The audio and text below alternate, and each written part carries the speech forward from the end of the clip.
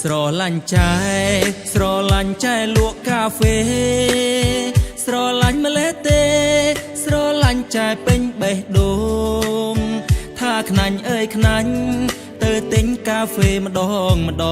ងលួចមើលនួនល្អងយកលែងថាទិញកាហ្វេសំដីពីរូបបោមាត់ក្រហមទុំតាក់បេះដូងខ្ញុំកើតចិត្តស្រឡាញ់មាសមេកាហ្វេផ្អែមឆ្ងាញ់តែឆ្ងាញ់ចាញ់អ្នកលក់ទេ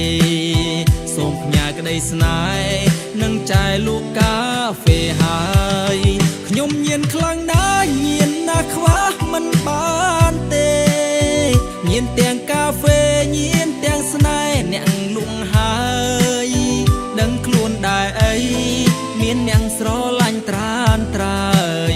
គឺបងនេះហើយតាមមើលអូនស្ទើររាល់ថ្ងៃ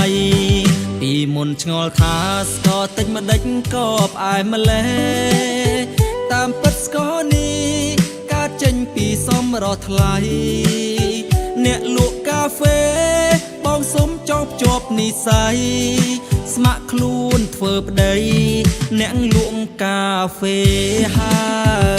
យ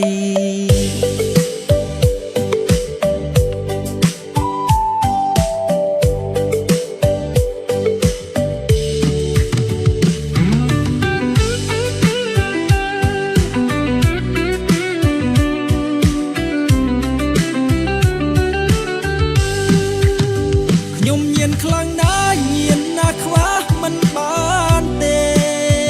ញៀនទាំងកាហ្វេញៀនទាំងស្នេហ៍អ្នកលក់ហើយដឹងខ្លួនដែរអីមានអ្នកស្រឡាញ់ត្រានត្រើយគឺបងនេះហើយតាមមើលអូនស្ទើររាល់ថ្ងៃ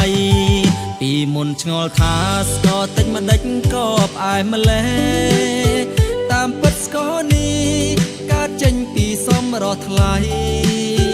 អ្នកលក់កាហ្វេបងសុំចប់ជាប់និស័យស្ម័គ្រខ្លួនធ្វើប្តីអ្នកលក់កាហ្វេហើ